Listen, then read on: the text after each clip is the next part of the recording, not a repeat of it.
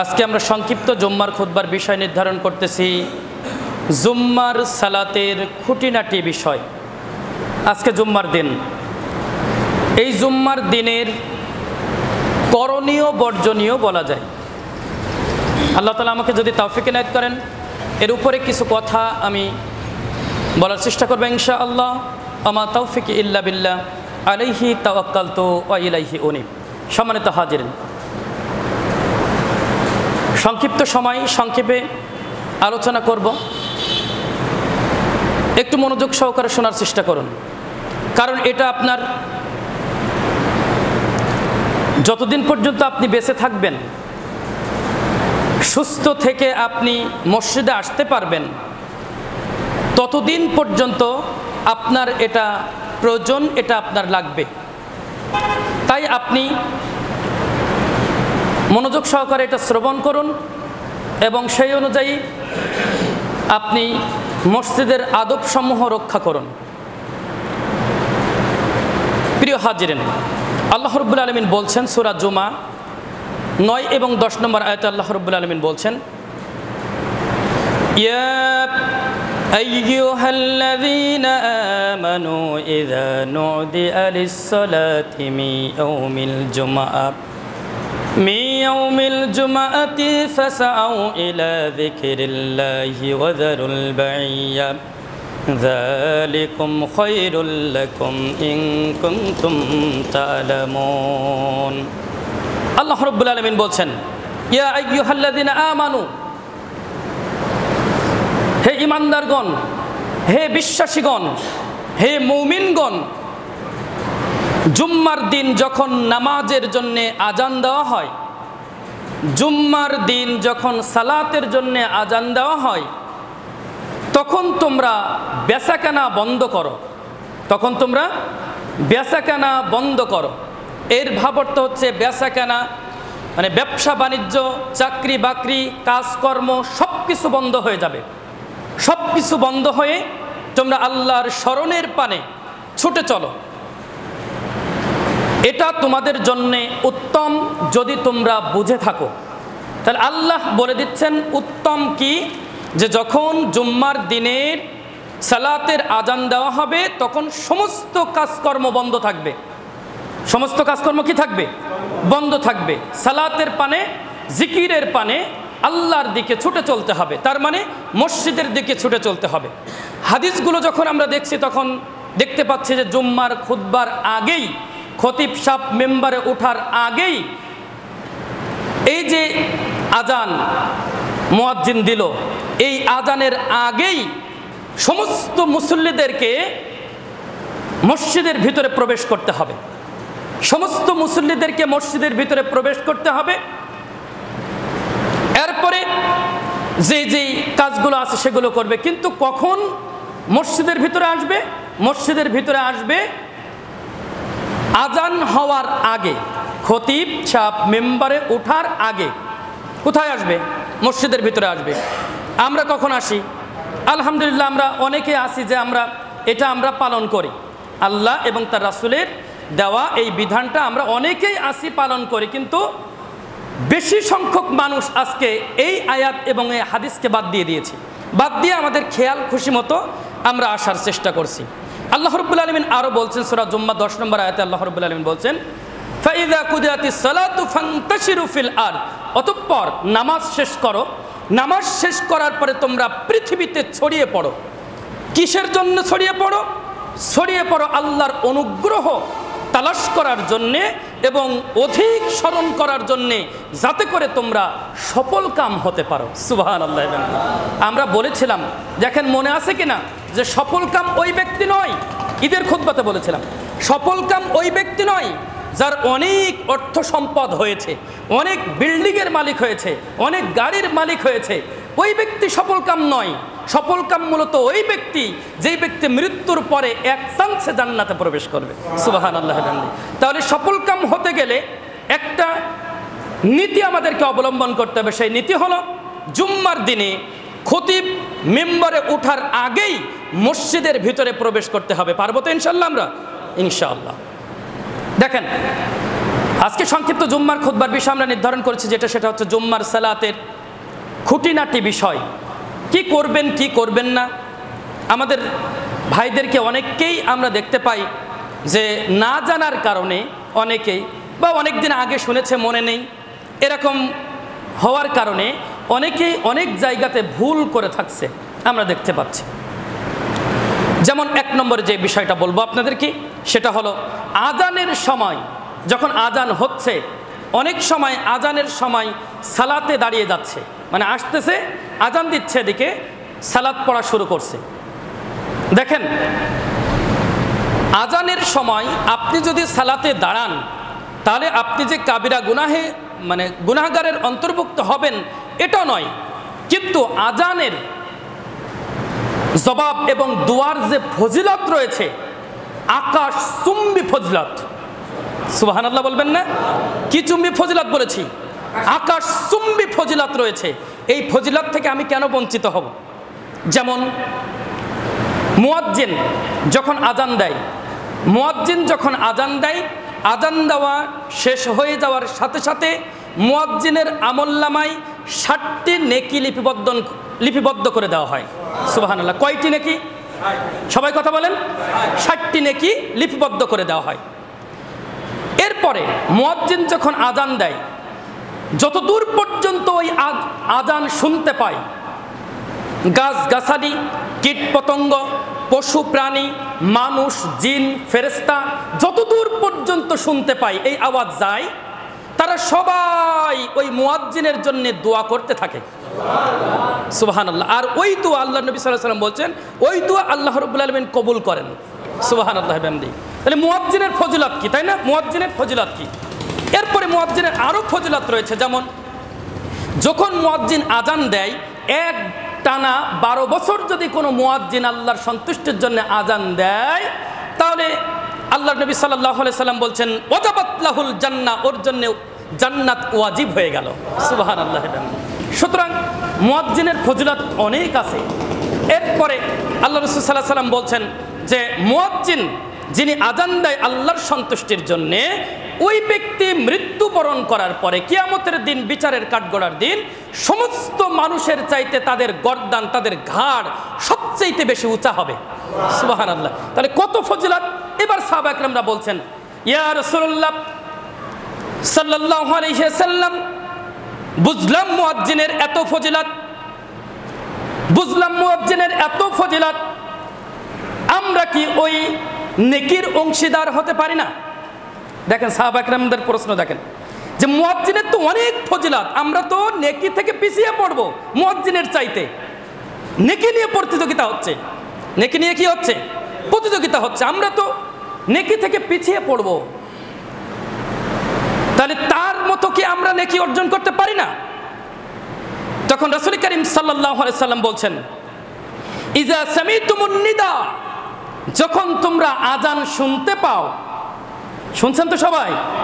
যখন তোমরা আজান শুনতে পাও, ফাকুলু মিসলামা ইয়াকুলুল মুয়াজ্জিন, তখন মুয়াজ্জিন যা বলে তোমরাও তাই বলো। মুয়াজ্জিন যা বলে তোমরাও তাই বলো।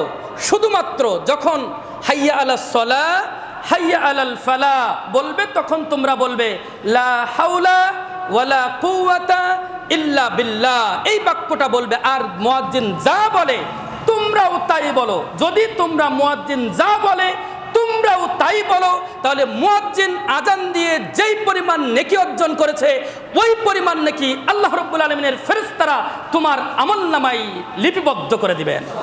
সুবহানাল্লাহ। সুতরাং আমরা মুয়াজ্জিন যখন আজান দিবে তখন আমরা কি করব? আমরা খামোখা গল্পগুজবে মত্ত থাকবো না। আমরা ওই সালাত দেখছে আজান দিচ্ছে, আজানের জবাবটা দিব, আমরা সালাতে দাঁড়িয়ে যাব না, পারবো না ইনশাল্লাহ। ইনশাল্লাহ এই নেকি আমাদেরকে নিতে হবে। মুয়াজ্জিনের মতো নেকি মুয়াজ্জিন একা নেবে কেন? মুয়াজ্জিনের মতো নেকি আমাদেরও কি করতে হবে? নিতে হবে। মুয়াজ্জিনের কি আমরা একটু আগে দেখছিলাম আকাশ চুম্বি ফজিলত রয়েছে। এরপরে যখন আজান শেষ হয়ে যায়, আজান শেষ হয়ে যাওয়ার পরে দরুদে ইব্রাহিম পাঠ করতে হয়। আজান শেষ হয়ে যাওয়ার পরে কি পাঠ করতে হয়? দরুদে ইব্রাহিম পাঠ করতে হয়। দরুদে ইব্রাহিম যখন পাঠ করলো, এরপরে আজানের একটা দোয়া আছে না, কি বলেন তো? আল্লাহুম্মা রাব্বা হাজি, সবাই জানি তো আমরা, তাই না? কম বেশি সবাই না জানলে এরা মুখস্থ করে নেবেন। এই যে দুরূদ পাঠ করলো, দুরূদ পাঠে আজানের যে দোয়াটা, আজান শেষে দুরূদ পাঠ করবে আগে, তারপরে কি বলবে? আজানের দোয়াটা পড়বে। আল্লাহর নবী, বিশ্ব নবী জনাবে মুহাম্মদ রাসূলুল্লাহ সাল্লাল্লাহু আলাইহি সাল্লাম বলছেন, আজান শেষে যেই ব্যক্তি দরুদ পাঠ করে, আজানের দোয়া পাঠ করে, আল্লাহ রাব্বুল আলামিন, নবী করিম সাল্লাল্লাহু আলাইহি সাল্লাম বলছেন, ওই ব্যক্তির জন্য আমার সুপারিশ ওয়াজিব হয়ে যায়। সুবহানাল্লাহি ওয়া বিহামদিহি। সুতরাং আমরা আজানের দোয়াটা সবাই পড়ার চেষ্টা করবে ইনশাআল্লাহ। আজান যখন হবে তখন এসে আমরা ওই আজান চলা অবস্থায় আমরা সালাতে দাঁড়াবো না ইনশাআল্লাহ। এরপরে দ্বিতীয় নম্বরে যে বিষয়টি আমরা বলতে যাচ্ছি, খুতবা চলাকালীন সময় বা মসজিদে প্রবেশ করে 2 রাকাত সালাত আদায় করা। খুতবা চলছে, এই খুতবা চলছে, অনেকে আসছে ঢপাঢপ বসে পড়ছে। আমরা দেখতে পাই আমাদের মাযহাবী ভাইদের মসজিদে ওই যাই আর বসে। কেন? তাদের জন্য আবার স্পেশালভাবে সুন্নাত সালাত পড়ার সময় দেওয়া হয়, যেটা পরিপূর্ণ সুন্নাতের বিপরীতে বিদাত, যেটা সম্পূর্ণ কি সুন্নাতের বিপরীতে বিদাত। জেনে শুনে ওই বিদাতি মসজিদে সালাত আদায় করা যাবে না। জরুরি প্রয়োজন মসজিদে নেই, শুধুমাত্র একটা এরকম একটা বিদাতি মসজিদ আপনি দেখতেছেন, তখন আপনি ওই বিদাতি মসজিদে গিয়ে সালাত আদায় করতে পারবেন, যেখানে কোনো মসজিদই নাই। এবার আসেন, রাসূল করিম সাল্লাল্লাহু আলাইহি সাল্লাম বলছেন, ইযা জাআ আহাদাকুম ওয়াল ইমামু ইখতুবু, যখন তোমাদের ইমাম খতিব সাহেব খুতবা দেয়, যখন তোমাদের ইমাম বা খতিব সাহেব খুতবা দেয়, আও কদ খরাজা, অথবা তার হুজরা থেকে, তার ঘর থেকে বের হয়ে আসে খুতবা দেওয়ার উদ্দেশ্যে, তোমাদের খতিব খুতবা দেওয়ার উদ্দেশ্যে বের হয়ে আসছে, তখন তোমরা কি করবে? যদি এরকমও দেখতে পাও তোমরা ওই সময় মসজিদে প্রবেশ করেছো, ফালইউসাল্লি রাকাতাইন, তখন তোমরা 2 রাকাত সালাত আদায় করে তারপরে বসবে। তারা খুতবা চললেও কোনো আলেম বলতে পারবে না বসো, পরে আমি সময় দেব, তাই তুমি সুন্নাত পড়বা, নফল পড়বা, এটা চলবে না। রাসূল করিম সাল্লাল্লাহু আলাইহি সাল্লাম আরো বলছেন, সহিহ বুখারী হাদিস নাম্বার 444 নম্বর হাদিসে আল্লাহর নবী সাল্লাল্লাহু আলাইহি সাল্লাম বলছেন যে, ইযা দাখালা আহাদাকুমুল মাসাজিদ, যখন তোমাদের কেউ মসজিদে প্রবেশ করে, যখন তোমাদের কেউ মসজিদে প্রবেশ করে, বসার পূর্বে যেন সে 2 রাকাত সালাত আদায় করে। তার মানে 2 রাকাত সালাত আদায় না করে যেন সে না বসে, আগে 2 রাকাত সালাত, এরপরে সে বসবে। সময় হয়ে গিয়েছে, 1 মিনিটে 2 রাকাত সালাত হচ্ছে না, আপনি সালাতে দাঁড়িয়ে যান। ইকামাত শুরু হয়েছে, সালাত ছেড়ে দেন। অনেকে ইকামাত চলছে, সালাত পড়ছে, আছে না এরকম? অনেক জায়গায় আছে এরকম। আমাদের এখানে 2-1 পাওয়া যায় যে ইকামাত চলছে ও সালাতও চলছে না। ইকামাত যখনই ইকামাত হবে, সাথে সাথে সমস্ত সালাত বাতিল। ফরজ সালাতের ইকামাত দেওয়া হলে সাথে সাথে সমস্ত সালাত কি হয়ে যাবে? নফল সুন্নাত যাই পড়েন না কেন সব সালাত বাতিল করে সাথে সাথে এসে ইমামের সাথে এসে কি করতে হবে? দাঁড়িয়ে যেতে হবে সালাতের জন্য। বিষয়টা বুঝতে কিনা? তাহলে যখনই আমরা মসজিদে আসব তখনই আমরা কি করব? 2 রাকাত সালাত, তারপরে মসজিদে এসে বসবো। আজকে আমাদের সমাজে আমরা দেখতে পাই লাল বাতি জ্বালিয়ে দেয়, সুন্নাতের নিয়ত করেন না, লাল বাতি জ্বালিয়ে দেয়, ওই বাতির সিস্টেম আছে, লাল বাতি জ্বালিয়ে দেয়। এইরকম যদি আপনারা দেখেন, পাশাপাশি যদি অন্য কোনো মসজিদ থাকে তাহলে ওই মসজিদে চলে যাবেন, এরকম বিদাতি মসজিদে সালাত আদায় করবেন। এর সরাসরি আল্লাহ এবং তার রাসূলের বিরোধিতাকারী, সরাসরি এরা কি আল্লাহ এবং তার রাসূলের বিরোধিতাকারী। যেখানে আল্লাহ রাসূল বলছেন যে যখনই মসজিদে প্রবেশ করবে তখনই তোমরা কি করবে? 2 রাকাত সালাত আদায় করবে, তারপরে বসবে। ও বলছে সুন্নাতের নিয়ত করা যাবে না, এখন লাল বাতি জ্বালানো আছে, ওর কবরেও লাল বাতি জ্বলবে, এরকম করে ওর কবরেও কি হবে? লাল বাতি ওইভাবেই জ্বলবে। প্রিয় হাজরিন, তাহলে আমরা দ্বিতীয় নম্বরে যে আলোচনা করছিলাম, খুতবা চলাকালীন সময় বা যে কোনো সময় মসজিদে আসলে সে 2 রাকাত সালাত আদায় করে তারপরে বসবে। সময় নেই, ধরেন বলছিলাম 1 মিনিট সময় আছে, হয় আপনি সালাতে দাঁড়িয়ে যাবেন, না হয় আপনি ইমামের জন্য অপেক্ষা করবেন দাঁড়িয়ে থেকে, কিন্তু বসতে পারবেন না। তিন নম্বর হচ্ছে জুম্মার সুন্নাত সালাতের নিয়ম। জুম্মার দিনে সুন্নাত সালাত আছে না? আছে তো। আমরা কি বলি? কবলাল জুম্মা আর বাদাল জুম্মা। কবলাল জুম্মা আর বাদাল জুম্মা। এই যে কবলাল জুম্মা আর বাদাল জুম্মা যে কথাটা আসছে, এটাই মানুষের বানানো। বুঝছেন কিনা বিষয়টা? জুম্মার খুতবার আগে যে 4 রাকাত সুন্নাত সালাত আদায় করে, এই 4 রাকাত সুন্নাত সালাত আদায় করার যে হাদিস আসছে, এই হাদিস সহি নয়, এই হাদিস জয়ীফ হাদিস। এই হাদিস কি হাদিস? জয়ীফ হাদিস। 4 রাকাত একসাথে জুম্মার দিন যে জোহরের সালাত পড়ার জন্য অন্য দিন সমূহে আপনি কি করেন? আগে সালাতের আগে 4 রাকাত সুন্নাত সালাত আদায় করেন না? এই 4 রাকাত সুন্নাত সালাত জুম্মার দিন একসাথে খুতবার আগে পড়া যাবে না। কি করবেন তাহলে? যখন আপনি জুম্মার দিন আসছেন মসজিদে, অবশ্যই মনে রাখবেন খতিবের আসার আগে আপনি চলে আসবেন। খতিবের আগে আপনি আসলেন, এসে আপনি কি করলেন? সালাত পড়ে 2 রাকাত সালাত আদায় করে বসলেন। এরপরে দেখছেন খতিব সাহেবের আসতে এখনো দেরি আছে, আপনি 2 রাকাত করে যত খুশি আপনি নফল সালাত আদায় করতে পারেন। বুঝছেন কিনা বিষয়টা? অথবা 2 রাকাত নফল সালাত আদায় করে আপনি বসে পড়তে পারেন, কিন্তু একসাথে 4 রাকাত সালাত ওই সময় সুন্নাত সালাত পড়া যাবে না।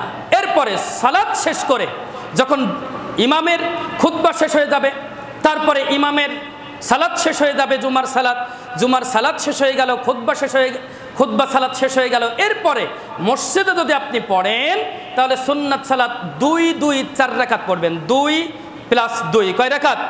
4 রাকাত পড়বেন। আবার যখন আপনি যদি বাড়িতে গিয়ে পড়েন, তাহলে শুধুমাত্র 2 রাকাত পড়বেন।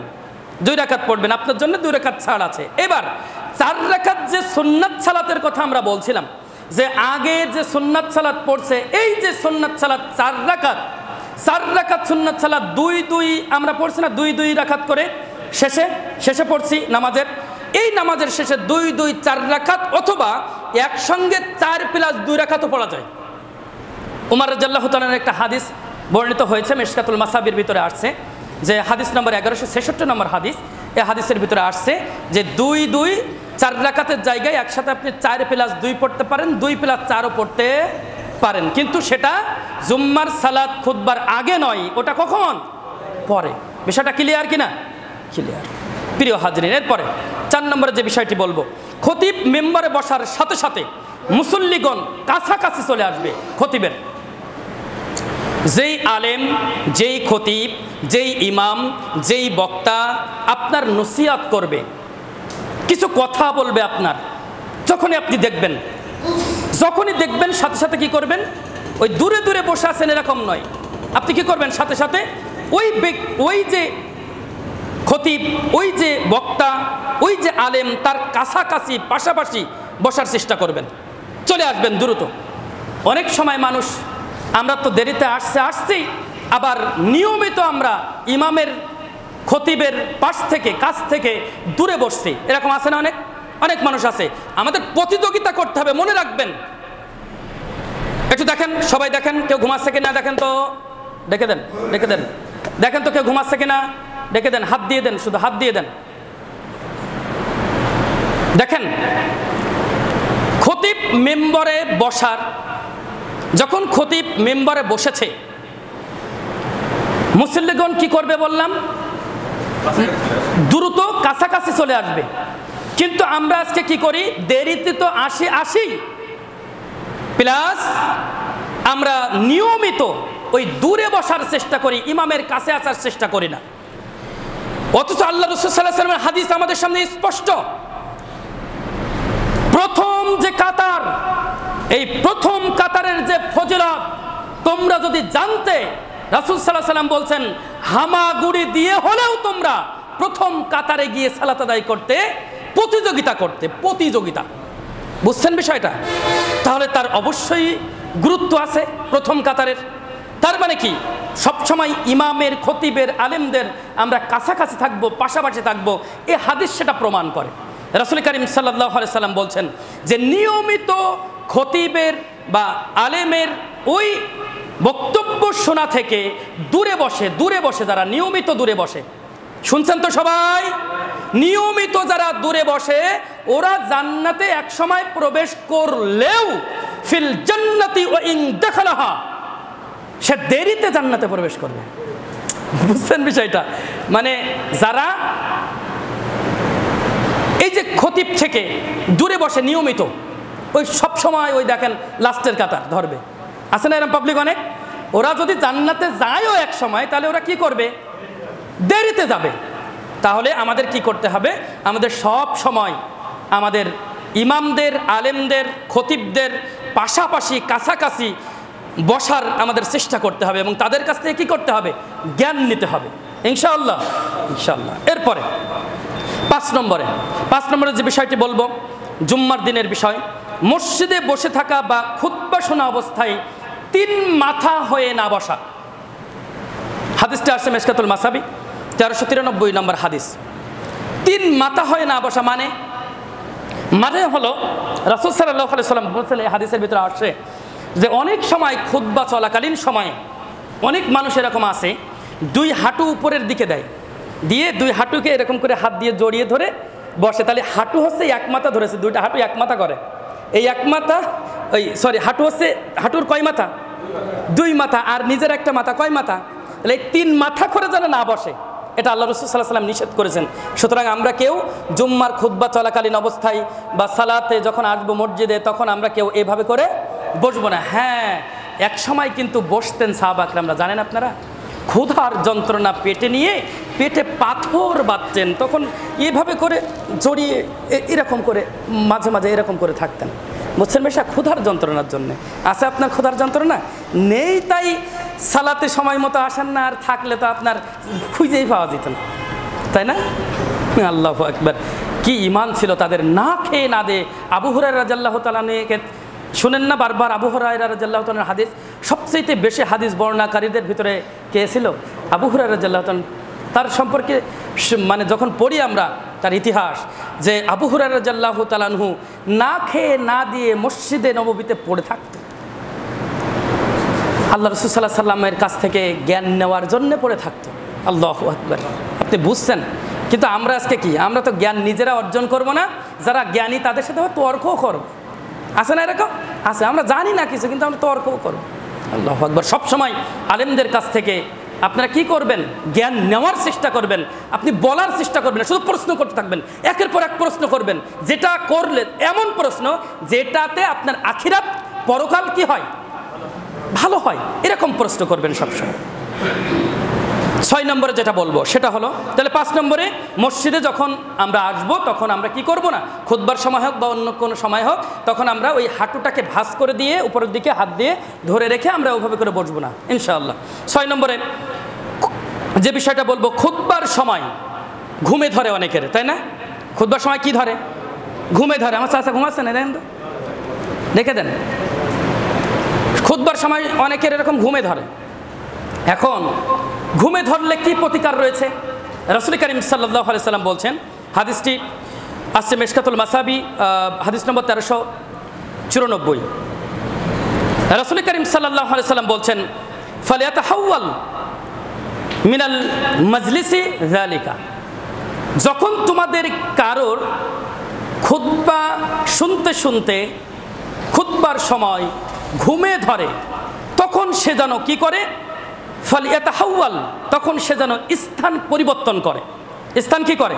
পরিবর্তন করে। ধরেন এখানে একজন ঘুমাচ্ছে, তাকে তার পাশের ভাই একটু হেল্প করবে, সহযোগিতা করবে, তাকে তার জায়গায় দিয়ে সে দ্রুত এদিকে সরে আসবে, কিন্তু ঘুম পড়া যাবে না। এই হাদিস কেন? ঘুমে ধরতে পারে। এখানেও একটা কথা মনে রাখবেন, ইচ্ছাকৃতভাবে যারা ঘুম পড়তেছে, ইচ্ছাকৃতভাবে অনেক মানুষ এখানে আছে, খামোকা ঘুমায়। আছে না এরকম মানুষ? আছে। যদি এরকম হয়, জুম্মার যে ফরজিয়াতটা আছে, ওই হকটাও আদায় হবে না, এটা মাথায় রাখবেন। এমনি আসতে হয়তো এসেছেন আপনি, এটা হবে না। হ্যাঁ, এমনিতেই অনেকের চেতনা অবস্থায় তার কি হয়? অচেতন অবস্থায় সে ঢলে পড়তেছে, এরকম হয় না? অনেক সময় শরীরে ক্লান্তি চলে আসলে এরকম হয়। অনেক সময় এরকম যখন হবে, তখন কি করবে? তখন সে আল্লাহ রাসূল সাল্লাল্লাহু আলাইহি ওয়াসাল্লাম বলেছেন যে তার স্থানটা পরিবর্তন করে নেবে।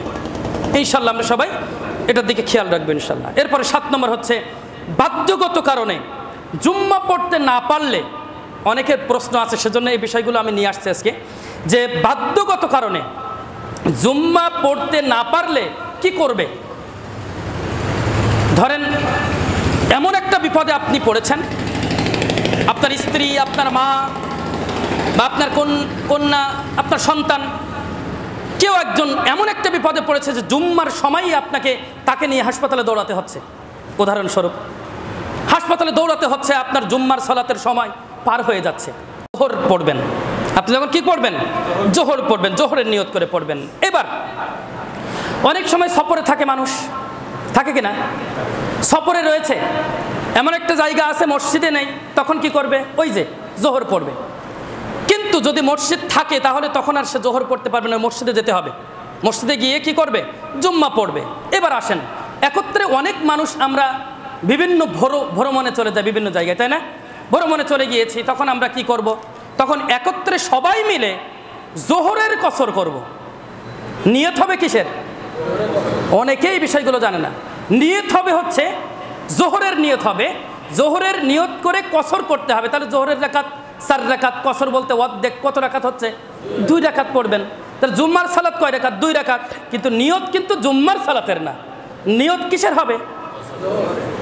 জি, জোহরের হবে। বিষয়টা বুঝতে পেরেছেন ইনশাআল্লাহ। হাদিসটা আসছে ফিকুস সুন্নাহ প্রথম খণ্ড 226-227 নম্বর পৃষ্ঠাতে আসছে। প্রিয় হাজিরিন, এরপরে জুম্মার দিনের ফজিলাত সমূহ একটু শুনবো আমরা এখানে, মানে মনে হয় এমন কেউ নাই যে জানি না জুম্মার দিনের কি ফজিলাত রয়েছে। কিন্তু হতভাগা জাতি আমরা, এত হতভাগা জাতি যে এত গুরুত্বপূর্ণ ফজিলতপূর্ণ একটা দিনকে আমরা হেলাই ফেলাই কাটিয়ে নিয়েছি কেমন? হলেও হয় না হলেও হয়, এরকম নিয়েছি না? হলেও হয় না হলেও হয়। নামাজ তো পড়তে যাবো, এক সময় যাবো, ওই এখনও পাবলিক দেখেন আসছে, এখনও আসবে, তাই না? আসতেই থাকবে, এরকম আসতেই থাকবে, যতক্ষণ খুতবা চলবে ততক্ষণ আসবে। আচ্ছা, এইটা কি জুম্মার দিনের করণীয়? এটা কেন হচ্ছে? এটা কেন হচ্ছে? কারণ আপনার ইমানে ঘাটতি আছে। আপনার ইমানে কি আছে? ঘাটতি আছে। ইমান যদি পরিপূর্ণ হতো তাহলে আমল হতো পরিপূর্ণ। ইমান যখন পরিপূর্ণ হয়, আমল তখন পরিপূর্ণ কি হয়। জুম্মার দিনের এই দিনটা, জুম্মার দিনটা এত ফরজিয়াত আছে, এই ফজিলতপূর্ণ দিন এই জুম্মার দিন, যেই জুম্মার দিনকে কেন্দ্র করে আল্লাহ রাসূল সাল্লাল্লাহু আলাইহি সাল্লামের কোরআনের আয়াত থেকে শুরু করে আর হাদিসগুলো যদি বলতে থাকি, তাহলে মনে হয় 2টা জুম্মা ভালোভাবে খুতবা দেওয়া যাবে। বুঝছেন বিষয়টা? 2 ঘন্টা এমনি খুতবা চলে আসবে। কিন্তু মুসলমান এত ফজিলত রাখার পরেও মুসলমান নিজেদের মনে যা ইচ্ছা তাই করছে, এরকম হয়ে গেছে। না, এটা করবেন না। আপনারা জুম্মার দিনটা স্পেশালভাবে আল্লাহর জন্য রেখে দিবেন। জুম্মার দিনটা কার জন্য রাখবেন বলেন? কার জন্য রাখবেন? বাকি একটি সপ্তাহ আপনি এইটা সেটা অমুক তুমুক করতেছেন। জুম্মার দিন একটা দিন খতিবের খুতবা শ্রবণ করার জন্যই আল্লাহ কিন্তু এই খুতবা দিয়েছেন, আপনার জন্যই কিন্তু আল্লাহ এই খুতবা দিয়েছেন। কিন্তু এই খুতবা আমরা শ্রবণ করতে রাজি নই, কারণ আমরা সব জানি, সব জানতা। ও আবার হুজুর হইলো নাকি, ও আবার খুতবা হইলো নাকি, অনেক পাবলিক এরকম আছে। অথচ ওর পেটে বোম মারলেও 2টা আয়াত আর 2টা হাদিস বের হয় না। কিন্তু ও কি করতে পারে? ও এই মুখের বানানি দিয়ে চালাই দিতে পারে। ধরা খাবেন সেই দিন। না, এটা করবেন না আপনারা। জুম্মার দিন কি করবেন? সবাই কান খুলে শুনুন।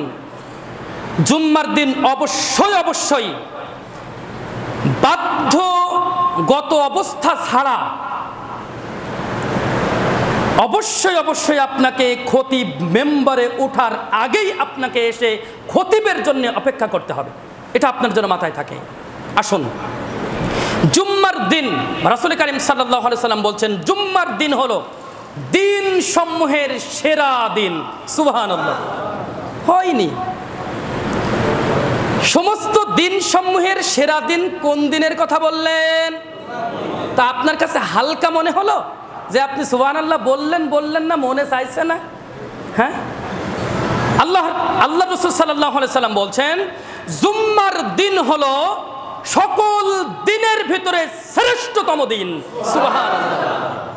রাসূল করিম সাল্লাল্লাহু আলাইহি সাল্লাম আরো বলছেন, এই দিন, এই জুম্মার দিন আল্লাহর নিকটে ঈদুল আজহা এবং ঈদুল ফিতরের চাইতেও শ্রেষ্ঠতম একটি দিন। সুবহানাল্লাহ। এই দিন, এই যে জুম্মার দিন, এই জুম্মার দিনে ফেরেশতা, আকাশ, বায়ু, বাতাস, পাহাড়, সমুদ্র সবাই কিয়ামত হওয়ার ভয়ে ভীত থাকে, কখন না জানি কিয়ামত সংঘটিত হয়। কিন্তু মানুষ, সমস্ত যাদের কথা বললাম, ফেরেশতার কি হিসাব আছে? কথা বলেন, ফেরেশতার কি হিসাব আছে? আমাদের মতো জান্নাত জাহান্নাম আছে তাদের? ফেরেশতাদের হিসাব আছে? বলুন তো দেখি। এই যে যাদের কথা এখানে বললাম, পৃথিবী, বায়ু, পাহাড়, সমুদ্র, এদের জন্য কি জান্নাত? জান্নাত কাদের জন্যে? মানুষের জন্যে। সবাই ভয়ে থাকে। এ মানুষ যাদের জন্য জান্নাত জাহান্নাম, ওরা কি করে না? ভয়ে থাকে না, ওদের ভয় লাগে না। দিল কতটা পুরো হয়ে গেছে, শক্ত হয়ে গিয়েছে যে এই দিনটাকে ভয় করে না আপনার। কতটা শক্ত হলে পরে বুঝছেন, কতটা ঈমান পৌঁছলে পরে বুঝেন, কতটা ঈমান পৌঁছলে পরে আপনার মনেই হয় না আজকে জুম্মার দিন, আজকে জুম্মার দিন, আজকে জুম্মার দিন। সবাই ভয়ে থাকে। আমি হেসে খেলে বেড়াচ্ছি, ফুর্তি করে বেড়াচ্ছি, যেমন তেমন করে বেড়াচ্ছি। এই যে এখন আসছি, খুতবা তো শুনতে আসছি নাকি? আসছি তো 10 মিনিট আগে হলেও চলবে? এটা চলবে না। নবী করিম সাল্লাল্লাহু আলাইহি সাল্লাম বলছেন, এই দিন, এই জুম্মার দিন কোন মুমিন বান্দা মারা গেলে, কোন মুমিন বান্দা মারা গেলে তাকে কবরের ফিতনা থেকে বাঁচিয়ে দেওয়া হয়। সুবহানাল্লাহ। কোন মুমিন বান্দা যদি এই দিন মারা যায়, তাকে কি করা হয়? কবরের ফিতনা থেকে বাঁচিয়ে দেওয়া হয়। মনে রাখবেন, কবরের ফিতনা সবার জন্যে, কিন্তু যারা এই দিন মারা যাবে তাদের জন্য কবরের ওই ফিতনা, প্রথম যে ফিতনা, এই ফিতনা থেকে আল্লাহ রাব্বুল আলামিন তাদেরকে বাঁচিয়ে দেবেন। সুবহানাল্লাহ। হাদিস তো স্পষ্ট। এই দিন আমাদের আদি পিতা হযরত আদম আলাইহিস সালামকে সৃষ্টি করা হয়েছিল। সুবহানাল্লাহ। এই দিন হযরত আদম আলাইহিস সালাম, আমাদের আদি পিতা, তাকে জান্নাতে প্রবেশ করানো হয়েছিল। এই দিনেই আবার আমাদের আদি পিতা হযরত আদম আলাইহিস সালামকে জান্নাত থেকে নামিয়ে দেওয়া হয়েছিল। এটাও সুবহানাল্লাহ। এর মাধ্যমেই তো আমাদের বংশ বিস্তার করবে, বুঝছেন না আপনি? আজকে এখানে কেন? আমি অবশ্যই আল্লাহর পরিকল্পিতভাবে এটা তো করছে, তাই না? সুবহানাল্লাহ। এরপরে হযরত আদম আলাইহিস সালামকে এই দিন আবার মৃত্যু দেওয়া হয়েছিল। সুবহানাল্লাহ। এই দিনেই কিয়ামত সংঘটিত হবে। সুতরাং আমরা এই দিনটাকে হেলাই ফেলাই কাটাবো না। আমরা এই দিনটাকে শুধুমাত্র বলেছি যে সির্ফ আল্লাহর জন্যই খাস করব। 2 ঘন্টা সময়, 2 ঘন্টা বলতে 1 ঘন্টা খুতবা, আর 1 ঘন্টায় গোসল, খাওয়া দাওয়া, গোসল, তারপরে আপনি সালাত পড়ছেন, সুন্নাত সালাত আছে না? এরকম আছে। এসে আপনি কিছুক্ষণ আগে এসে আপনি বসে থাকলেন খতিবের জন্যে, ওই যে এর আগে যেটা আলোচনা করলাম। এভাবে করে 2টা ঘন্টা যদি সময় দেন তো বহুত সময়, কিন্তু আমরা দিতে রাজি নই। একটা দিন, সপ্তাহে একটা দিন আমরা কি করছি না? একটা দিন 2টা ঘন্টা সময় আমরা আল্লাহর জন্য দিতে পারছি না। তাহলে আমরা হতভাগা না? অবশ্যই আমরা হতভাগা। রাসূল করিম সাল্লাল্লাহু আলাইহি সাল্লাম বলছেন, এই দিন সিংহায় ফুৎকার দেওয়া হবে এবং এই দিন কিয়ামত সংঘটিত হবে। এই দিন রাসূলুল্লাহ সাল্লাল্লাহু আলাইহি সাল্লামের নামে বেশি বেশি দরুদ পাঠ করতে হয়। দরুদ পড়লেই আল্লাহর নবী সাল্লাল্লাহু আলাইহি সাল্লামের সুপারিশ পাওয়া যায়। সুবহানাল্লাহ। দরুদ পড়লেই আল্লাহর নবী সাল্লাল্লাহু আলাইহি সাল্লামের কি পাওয়া যায়? সুপারিশ পাওয়া যায়। আর আল্লাহর নবী সাল্লাল্লাহু আলাইহি সাল্লাম সুপারিশ করলে আমরা কোথায় যাব? সন্দেহ আছে না? এজন্য বেশি বেশি করে এই দিনে কি করব? দরুদ পাঠ করব। এই দিন জুম্মার দিন সারা দিন দোয়া করার দিন। সারা দিন কি করার দিন? দোয়া করার দিন। এই দিনের ভিতরে এমন একটি সময় আছে, ধরেন আপনি দোয়া করছেন, ওই একটা সময়ে আপনি ওই দোয়াটা করেছেন, আপনার দোয়াটা ওই সময় হয়ে গিয়েছে। আল্লাহ রাসূল সাল্লাল্লাহু আলাইহি সাল্লাম বলছেন যে এমন একটি সময় রয়েছে, বান্দা যা চাই আল্লাহ রাব্বুল আলামিন তাকে তাই দিয়ে দেন। সুবহানাল্লাহ। সুতরাং আমরা কি করব? এই জুম্মার দিন আমরা খাস করে সির্ফ আল্লাহর জন্যই কাটাবো। তাসবিহ, তাহলিল, জিকির, আজকার, সালাত, এগুলো দিয়েই আমরা কি করব? কাটাবো। তবে এটা মনে রাখবেন, এমনিতেই এটাও আমাদের আলোচনাতে খুব কম করা হয় যে এমনিতেই জুম্মার দিন নফল সিয়াম পালন করা যাবে না, ওটা একটা ইবাদত না, ইবাদত, কিন্তু এমনিতেই আল্লাহ রাসূল সাল্লাল্লাহু আলাইহি ওয়াসাল্লামের হাদিস থেকে প্রমাণিত যে এমনিতেই জুম্মার দিন খামোখা যে নফল সালাত সিয়াম আদায় করবেন আপনি, এটা আপনি করতে পারবেন না। ধরেন আপনি সিয়াম পালন করছেন, যেরকম জিলহজের প্রথম দশকে আপনি সিয়াম পালন করেছেন, একটানা করছেন, শুক্রবার পড়েছে, সমস্যা নেই। যেমন আপনি আরও সিয়াম আছে না এরকম যে 2 দিন সিয়াম পালন করলাম আমরা, আরাফার সিয়াম, তো এই দিন আপনার কি হলো, অনেক সময় ওটা কি করে আশুরার সিয়াম সামনে আসছে, মুহররম মাস, আশুরার সিয়াম পালন করব। আশুরার সিয়ামে যদি আপনার দেখা যাচ্ছে শুক্রবার পরে নফল সিয়াম, তাহলে ওটা করা যাবে, কিন্তু খামোখা শুক্রবারের দিন নফল সিয়াম আদায় করবেন, এটা চলবে না। বিষয়টা বুঝছি কিনা আমরা? জি, এটা বলার প্রয়োজন ছিল।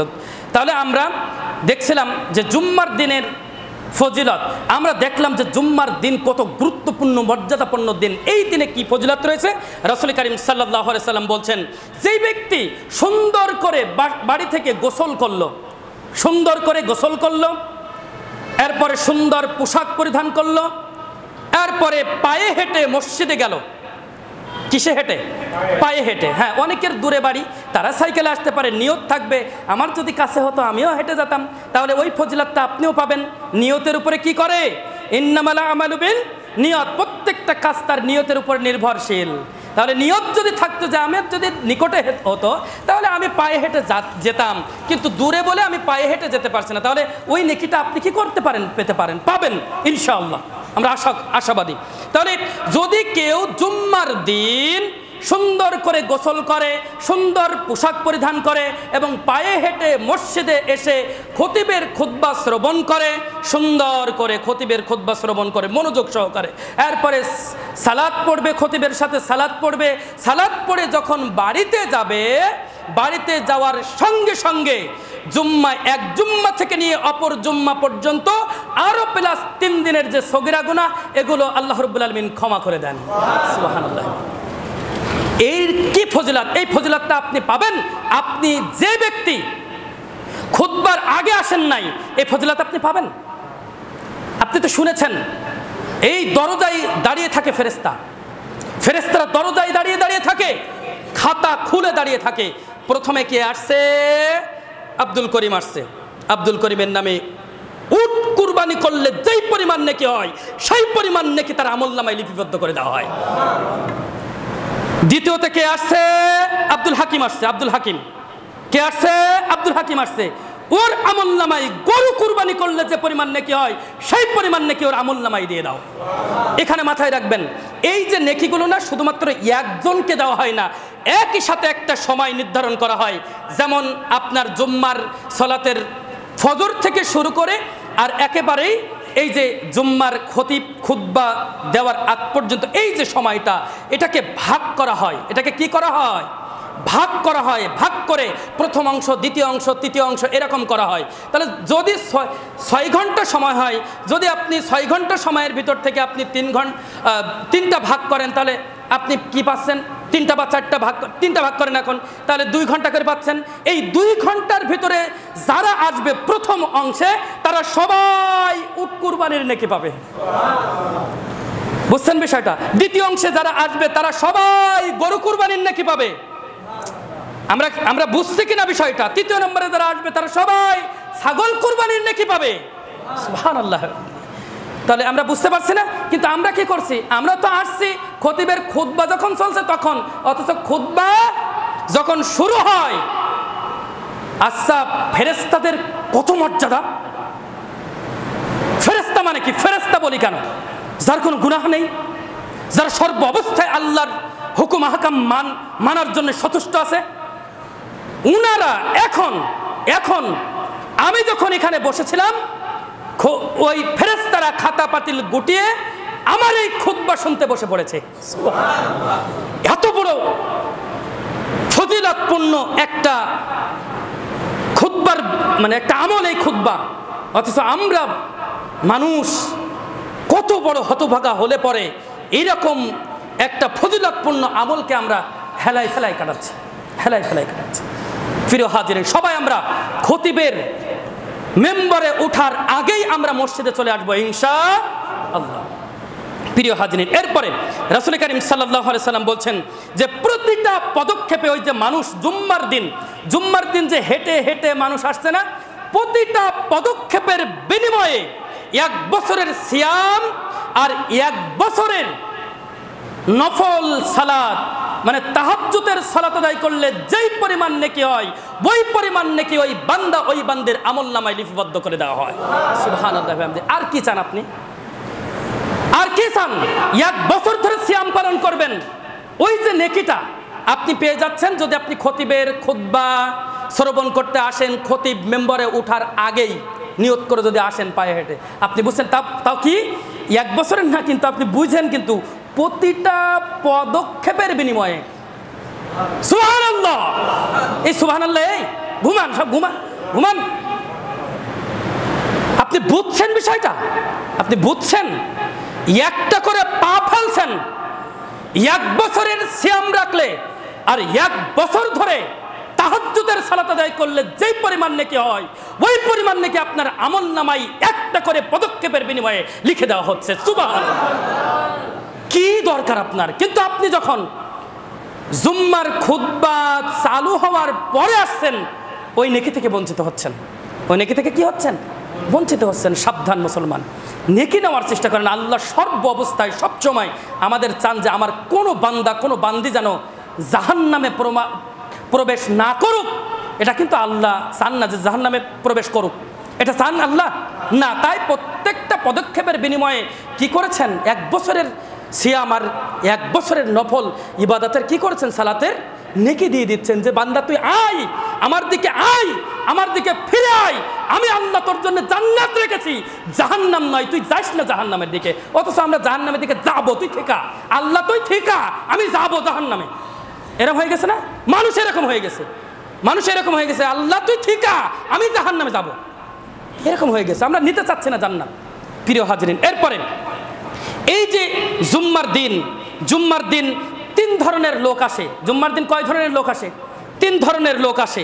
এক হচ্ছে অনর্থক আসে।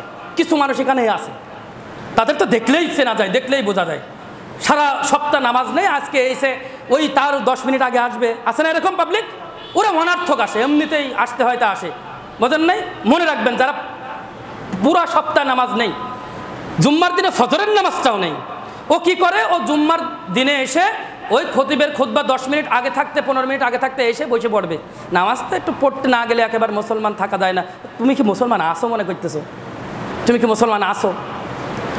এরকম অনর্থক ব্যক্তি অনেকে আসে। এরা অনর্থক আসে, ফেলতো ফাও আসে, বোঝেন নাই? ফাও আসে।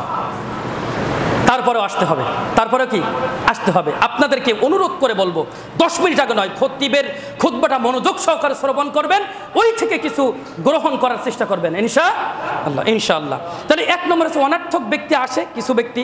2 নম্বর হচ্ছে আল্লাহর কাছে কিছু প্রয়োজনের জন্য আসে, যে অনেক মানুষ বিপদে পড়েছে, এই লাগবে ওই লাগবে, চাওয়ার জন্যে জুম্মার দিন আসে, একটা গুরুত্বপূর্ণ দিন, দোয়া কবুলের একটা দিন, সুতরাং যাই গিয়ে আল্লাহর কাছে একটু চাই, এরকম আসে। তো আল্লাহ তাদেরকে দিতেও পারেন চাইলে, আবার নাও দিতে পারেন।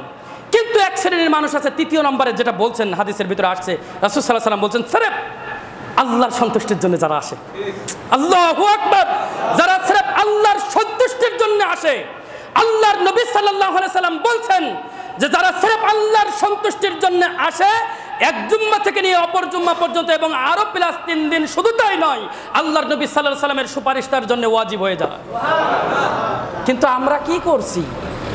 কার জন্য আসছি, কেন আসছি, এটা আমরা নিজেরাও জানি না। এটা আমরা কি জানি না, নিজেরাও জানি না। হাদিসটা আসছে সহিহ বুখারী 5510 নম্বর হাদিসে আসছে। প্রিয় হাজিরিন, সময় শেষ হয়ে গিয়েছে। আমরা 9টা বিষয় আপনাদের সামনে আলোচনা করলাম, 10টা বিষয় আপনাদের সামনে বলি। 10 নম্বর, জুম্মার দিন যেটা করবেন যে নামাজের সময় সামনে দিয়ে যাবেন না। যদি কেউ পেছনে দেখেন সালাত আদায় করছে, তখন কি করবেন না?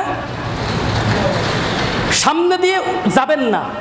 প্রথম কথা, সেজদার একটা স্থান আছে, যে ব্যক্তি নামাজ পড়ছে, আছে না? নাই? আছে।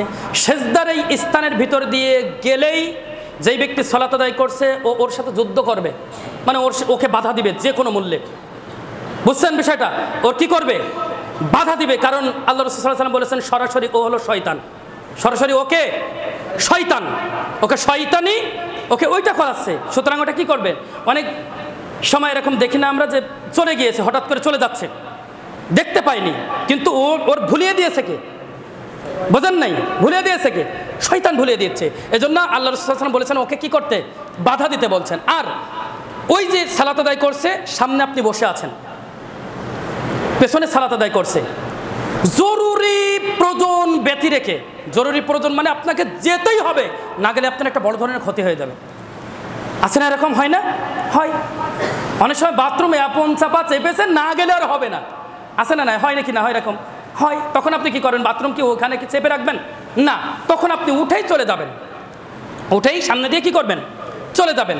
কিন্তু যদি এরকম জরুরি প্রয়োজন না থাকে, জীবন মরণের প্রশ্ন না থাকে, তাহলে আপনাকে ওইখানেই বসে থাকতে হবে। রাসূল সাল্লাল্লাহু আলাইহি সাল্লাম বলছেন মুসল্লির সামনে দিয়ে অতিক্রমকারী ব্যক্তি, মুসল্লির সামনে দিয়ে ওঠা ব্যক্তি যদি জানতো যে ওটা কত বড় অপরাধ, আরবাঈনা ইয়াওমা আও শাহরা আও সানাতা, তাহলে ওই ব্যক্তি ওইখানে 40 দিন, 40 মাস অথবা 40 বছর ওখানে বসে থাকতো, ও যদি জানতো এটা কত বড় অপরাধ। তাহলে বড় অপরাধ মানে কি? কাবিরা গুনাহের অন্তর্ভুক্ত একটা কাজ, যে মুসল্লির সামনে দিয়ে খামোখা উঠে চলে যাওয়া, খামোখা উঠে চলে যাওয়া। মনে রাখবেন, আমার সামনে যদি পড়েন, আজকের পর থেকে আমার সামনে যদি এরকম পড়েন, সাথে সাথে কিন্তু আপনি বাধা খাবেন। বুঝেন নাই? আপনাকে কিন্তু আমি ওখানেই কিন্তু আমি থ্রেট করব। আপনাকে আমি জানিয়ে দিয়েছি, যদি কেউ না জানে সেটা ভিন্ন বিষয়, জানিয়ে দিয়েছি। আর এটা মসজিদের আদব রক্ষার্থে ইমাম সাহেব যা প্রয়োজন সেটা করবে। বুঝছে কিনা বিষয়টা? জি, আমাদের ভাইরা অনেকে রাগ করতে পারেন যে এইভাবে করে বলছে না। হ্যাঁ, এটাই আজকে আমাদের সমাজে এত সমস্যা কেন আপনি জানেন? আজকের সমাজে ইসলাম থেকে মানুষ এত দূরে সরে গিয়েছে কেন আপনি জানেন? কারণ হচ্ছে আলেমদের যে কঠোরতা থাকার দরকার ছিল সেটা নেই, ইমামদের যে কঠোরতা থাকার দরকার ছিল সেটা নেই। হরহামেশা আসছে, দেখেন এখানে এসে কথা বলছে, মসজিদের ভিতরে এসে ফোনে কথা বলছে। ফোনে কিসে কথা বলছে? ফোনে কথা বলছে। ইমাম সাহেব দেখছে যদি বলি অমুক ব্যক্তি, তাহলে কিরকম হয়? ওই ইমাম বুবা শয়তান হিসাবে আল্লাহর কাঠগড়ায় দাঁড়াবে। আপনারা কি চান যে আপনাদের ইমাম বুবা শয়তান হিসাবে আল্লাহর কাঠগড়ায় দাঁড়াক? তাহলে আমার যেটা করণীয় সেটা আমি করব। আপনি রাগ করলে আপনি ঠকবেন। আপনাকে যেটা বলবো, জোরে হোক আর আস্তে হোক মাথায় নেবেন, জোরে হোক আর আস্তে হোক, যখন আপনাকে যেটা বলেছে শুধু ভাববেন ওটা আমার ভুল ছিল, এটা ভাববেন ওটা আমার কি ছিল? ভুল ছিল। ইমাম খতিব আমাকে কি করেছে? ভুলটা ধরিয়ে দিয়েছে। যেভাবে হোক না কেন একটা পাপ থেকে